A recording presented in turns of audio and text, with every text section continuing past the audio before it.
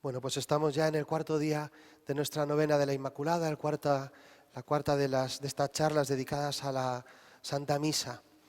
Si no habéis seguido alguna, porque yo, por ejemplo, ayer celebré misa por la mañana, o alguno ha venido por la mañana o no ha ido a misa aquí, sabéis que podéis, las estamos colgando en YouTube, ¿vale? Para que podáis seguir el hilo un poco de la explicación. El primer día hablábamos de esas coordenadas espaciotemporales para entender la eternidad, de la trascendencia eterna, ¿no? o el carácter eterno del sacrificio de Cristo en la cruz, aquel Viernes Santo. Hablamos el segundo día de la parte inicial, todo el momento del acto de contrición, ¿no? Y bueno, que es lo normal que se hace en una casa: cuando llegas le das un beso al anfitrión, te quitas el abrigo, te limpias los pies en el felpudo. Pues toda esa primera parte de la misa, que es la preparación, el cómo entramos en la misa. Ayer hablábamos de la liturgia de la palabra, de la importancia de sentarnos a los pies del Señor como María de Betania para escuchar todas las palabras que brotan de los labios del Señor, como la sierva mira las manos de su Señor. Pues así nosotros contemplamos al Señor esperando su misericordia. Y esta liturgia de la palabra termina con dos gestos, que es primero el credo, que recitamos juntos solamente los domingos, y que sabéis que hay dos fórmulas: el credo apostólico, que es esa fórmula, creo que decimos nosotros, más corto, y que se compuso con la predicación original de los apóstoles, que recoge los hechos de los apóstoles. Pues con esa predicación se hizo el credo. Y luego el credo, que es más teológico, que es más largo, que es más preciso, que es el credo niceno-constantinopolitano, porque se compuso entre el concilio de Nicea, año 325, y el concilio de Constantinopla, año 381. Entre los dos concilios se hizo este credo, ¿no? Dios de Dios, luz de luz, Dios verdadero, va respondiendo a las dificultades iniciales de la Iglesia, que se planteaba quién era Cristo, si es verdadero Dios, si no lo es, ¿no? Ese credo normalmente no lo recitamos y no lo sabemos peor. Después, la liturgia de la palabra termina con las peticiones, que se pueden hacer o no hacer.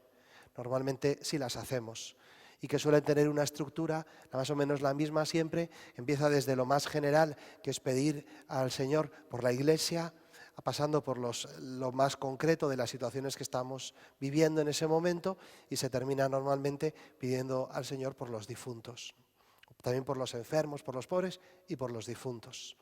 Y empezamos ya la segunda gran parte de la misa, que es la liturgia de la Eucaristía. Lógicamente comienza pues como uno haría después de que entras, te quitas el abrigo, te limpias los pies, te sientas, comentamos cómo está, qué novedades hay, qué tienes que decirme, qué tengo que decirte yo. Pues entonces se prepara la mesa, el momento del ofertorio. Por un lado, lo que los sacerdotes ponemos en el altar. Nosotros tenemos ahí en la credencia pues el cáliz, que tiene encima un paño cuadrado que se desdobla de una manera muy especial y se llama corporal. Tiene una finalidad muy concreta, y es que ningún trozo, ninguna partícula del cuerpo de Cristo pueda perderse. Así que se dobla hacia adentro para que todo quede perfectamente recogido en ese paño que se llama corporal. También tenemos el purificador para limpiar el cáliz, y la patena. Ponemos la patena donde están las formas. A veces se pone un copón, que es como un cáliz pero con una tapadera, ¿verdad? Y luego ya el cáliz. Y vosotros aportáis al ofertorio, el pueblo aporta al ofertorio, pues el pan y el vino. El pan y el vino, que tiene una lógica interna, y es que el Señor hace milagros, ¿verdad? Hace obras maravillosas, pero siempre nos pide que pongamos algo de nuestra parte, aunque sea algo desproporcionadamente pequeño para lo mucho que va a hacer Él, ¿no? Sabéis que en los evangelios, tanto de Mateo como de Marcos, hay dos relatos de multiplicación de los panes y los peces, y en los dos sucede exactamente lo mismo. En la primera hay 4.000 personas, 4.000 hombres, sin contar con mujeres y niños. En el segundo hay 5.000 hombres, sin contar con mujeres y niños. Y en los dos el Señor se vuelve y dice: ¿qué tenéis? Vamos a multiplicar esto, vamos a darles algo de comer. Me preocupa porque llevan varios días sin comer, me da miedo que vuelvan y se mareen o que se desmayen por el camino. Bueno, pues vamos a hacer un milagro. ¿Qué tenéis vosotros para ofrecerme? Y ellos ofrecen lo poquito que tienen. En el primer relato de la multiplicación, lo que tienen son sencillamente 5 panes y 2 peces. En el segundo relato, lo que le ofrecen al Señor son 7 panes y algunos pececillos.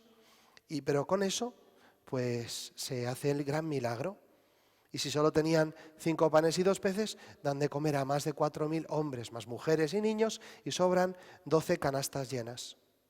Y si en el segundo solamente tenían 7 panes y unos pececillos, y sin embargo había 5.000 personas, dan de comer a las 5.000, con las mujeres y los niños, y sobran 7 canastas llenas. Es decir, el Señor multiplica lo poquito que le damos, pero ese poquito que lo damos, se lo tenemos que dar. Si yo no pongo nada de mi parte, Él no puede hacer nada por mí. Hay una frase como muy luminosa de San Agustín, hablando de esa necesidad de poner nosotros de nuestra parte. San Agustín dice en las Confesiones: Dios, que te creó sin ti, no te salvará sin ti.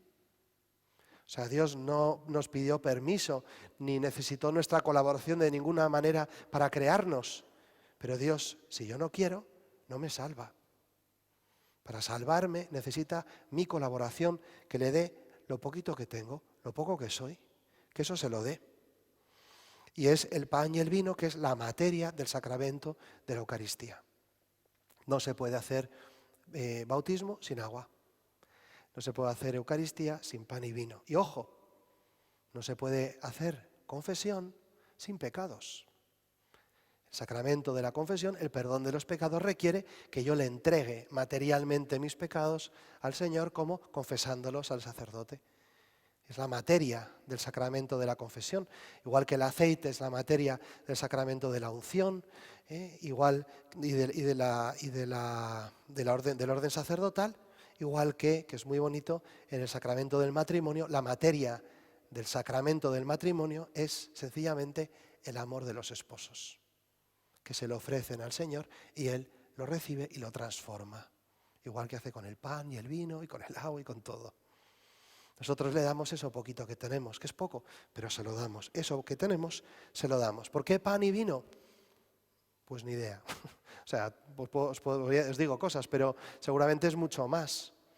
Pero es verdad que el pan es el alimento como esencial para todos, es lo mínimo que necesitamos para sobrevivir en la vida física, pues en la vida espiritual lo que necesitamos para sobrevivir es el pan del cielo.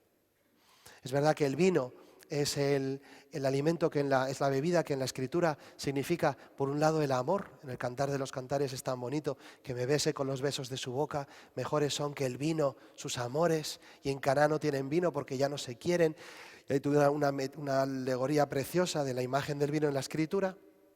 También significa la vida, porque es el color de la sangre, el vino. Y el Señor nos entrega su vida a través de un vino que se transforma en su sangre. Yo a veces les he preguntado a los niños de catequesis, hago como un juego: ¿por qué pensáis que era pan? Y entonces van diciendo teorías y salen cosas muy bonitas. Salen cosas como, por ejemplo, porque está en todas partes. Y es verdad que si fueran nécoras, ¿verdad? O que porque es una cosa muy barata, porque es algo que le gusta a todo el mundo, ¿no? Y entonces dices: ay, hijo, es que eres más bueno que el pan. Pues porque el pan se ve que es lo más bueno de todos. Pues eso, el Señor utiliza pues estas cosas tan sencillas, ¿no? El alimento básico de los pobres. Claro, con el pan yo le ofrezco al Señor mis cosas, mi trabajo, mis problemas o mis ocupaciones. Le ofrezco al Señor lo que tengo. El Concilio Vaticano II habla, porque pensad que vosotros, que todos los bautizados somos sacerdotes. Hay un sacerdocio real, y hay un sacerdocio ministerial. Yo soy sacerdote, tengo el ministerio sacerdotal, el sacramento del sacerdocio. Pero todos los bautizados son sacerdotes por su carácter bautismal. Podéis ofrecer vosotros un sacrificio espiritual a Dios, aunque no sea aquí en el altar. Pero vosotros, con vuestro sacerdocio, os unís al sacerdocio ministerial en la ofrenda que hace la Iglesia del pan y del vino. ¿Cómo? Vosotros no ofrecéis pan y vino. ¿Qué ofrecéis? Pues ofrecéis vuestro trabajo, lo que tenemos significado en el pan y en el vino. El Concilio Vaticano II habla de ese ofrecimiento. Él dice: todas sus obras, las oraciones, las tareas apostólicas, la vida conyugal, familiar, el trabajo diario, el descanso espiritual y corporal, todo tiene que convertirse en un sacrificio espiritual agradable a Dios por Jesucristo. Así que cuando el sacerdote está ofreciendo el pan, yo ahí en la patena estoy metiendo mi trabajo, mis problemas, el viaje que voy a hacer a no sé qué, los problemas económicos, los estudios de los niños, de los hijos, de los nietos y de los bisnietos. Estoy metiendo ahí todo. En el vino, que significa la vida, pues yo estoy metiendo mis amores. Y ahí puedo, en el cáliz, dentro del cáliz, espiritualmente, con la imaginación, con el corazón, poner pues verdaderamente mis amores, las personas a las que más quiero, los dolores que tengo de amor, las dificultades que tengo.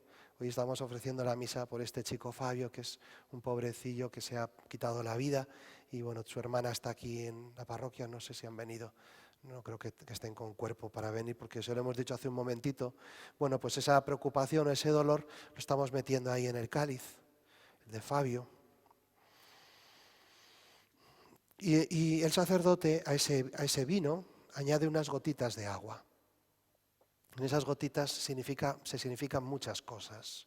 Hay una oración secreta que acompaña ese momento. El sacerdote está, mientras está echando el agua, dice por dentro, dice: el agua unida al vino sea signo de nuestra participación en la vida divina de quien ha querido compartir nuestra condición humana. Es decir, en el cáliz tenemos un montón de vino y yo, que no soy nada, echo unas gotitas de agua en ese vino. Es muy poco, pero es mi vida sumergiéndose en la vida de Cristo. El agua se mezcla, las gotas de agua con el vino. Tenemos aquí una cucharita muy mona que caen 2 gotas, no caben 3, caben 2. Y se dicen unas palabras que son las mismas, prácticamente las mismas que decían los judíos en la cena de Pascua, las mismas que pronunció el Señor en la última cena, cuando presentaban el pan ácimo y el vino, pues los judíos decían estas palabras: bendito seas, Señor, Dios nuestro, creador del fruto de la vid, bendito seas, Señor Dios nuestro, Rey del universo, que sigues dando el pan de la tierra. La misma oración que han recitado los judíos desde que salieron de Egipto, durante todo el éxodo, en la tierra prometida, lo que hizo el Señor en la última cena, sigue haciéndolo la Iglesia 2000 años después. No me digáis que no es bonito. Es que yo prefiero unas palabras más cercanas. Pues chico, vale. Pero a veces el peso de los años hacen a palabras que a lo mejor son un poquito menos cercanas o menos cotidianas, sin embargo le dan un valor impresionante. Hay un episodio raro en la Escritura, Génesis capítulo 14. Es la única vez que en el Antiguo Testamento se ofrece pan y vino. Es una cosa rarísima. Capítulo 14 del Génesis. Abraham está volviendo de una guerra, de una batalla, ha vencido, ha derrotado a sus enemigos, viene con todo el botín y en mitad del camino aparece un sacerdote que se le llama Melquisedec, rey de Salem, sacerdote del Dios Altísimo. Solo aparece en ese instante y no vuelve a aparecer nunca más. Pero de él se dice que es Dios, sacerdote del Dios Altísimo, no de los dioses falsos, del Dios Altísimo. Se dice que es rey de Salem, que significa Shalom, significa paz. O sea, es un príncipe, es un rey de la paz. Se dice de él que, Abraham le pide la bendición, reconociendo que es más que Abraham, porque él le bendice. Y en ese momento él ofrece, frente a todo lo que hacía en el Antiguo Testamento, todos los sacerdotes de todos los pueblos, él sencillamente ofrece vino, pan y vino, así. Y entonces dice Génesis, y le bendijo Dios, entonces Melquisedec, rey de Salem, presentó pan y vino, pues era sacerdote del Dios Altísimo. Y le bendijo Dios, diciendo, bendito sea Abraham del Dios Altísimo, creador de los cielos y de la tierra, bendito sea el Dios Altísimo, que entregó a sus enemigos en tus manos. Y Abraham le dio el diezmo de todo lo que llevaba. Y en ese personaje misterioso de Melquisedec, la Iglesia ha visto la prefiguración en el Antiguo Testamento del sacerdocio de Jesucristo. Cristo no es sacerdote de Leví, es decir, del sacerdocio del pueblo de Israel, sino que Cristo es sacerdote de Melquisedec. de ese sacerdocio misterioso del Dios Altísimo, de un Rey de paz que ofreció pan y vino. Lo explica muy bien toda la carta a los hebreos de San Pablo. Nosotros somos sacerdotes participando del sacerdocio de Cristo. Por lo tanto, somos sacerdotes del sacerdocio de Melquisedec. Tú eres sacerdote eterno según el rito de Melquisedec. Es una antífona de la carta a los hebreos que se recita siempre en la ordenación sacerdotal. Somos sacerdotes del rito de Melquisedec. ¿Dónde sucedió este sacrificio de pan y vino? Pues en el monte Moria. ¿Cuál es el monte Moria? Pues es el mismo monte donde Abraham sacrificó a su hijo Isaac, aunque no llegó a matarle. Que es el mismo monte donde siglos después se construyó el templo de Jerusalén, que es el lugar donde estaban sacrificando al Cordero Pascual cuando Cristo estaba muriendo en la cruz. ¿Se entiende? A través de los siglos hay un lugar donde se ofrece el sacrificio verdadero. Bueno, y entonces Abraham le entrega el 10% de todo, y es lo último que quería deciros. Y es decir, que hay otra cosa más que el pueblo ofrece a Dios en el momento del ofertorio, que es sencillamente pues, la ofrenda económica, en la colecta, la famosa colecta, que es una cosa que viene de muy antiguo. La primera comunidad grande que hubo de cristianos después de Jerusalén, cuando empezaron las persecuciones, fue Antioquía. Jerusalén eran judíos, estaban sometidos, eran gente pobre. Y Antioquía había paganos, y había ciudadanos romanos, y era una ciudad moderna y era una ciudad residencial. Digamos, serían urbanizaciones, por así decir. Allí se fundó la segunda gran comunidad cristiana. La iglesia de Antioquía, en la misa, recogía dinero para dársela a la iglesia de Jerusalén. Y cuando San Pablo va al concilio de Jerusalén y habla con los apóstoles, ellos le dicen que se acuerde de sus pobres. Y San Pablo dedica 2 capítulos en la carta a los Corintios a explicar por qué las iglesias tienen que recoger dinero para dárselo a las necesidades de la iglesia y específicamente de los pobres de la iglesia.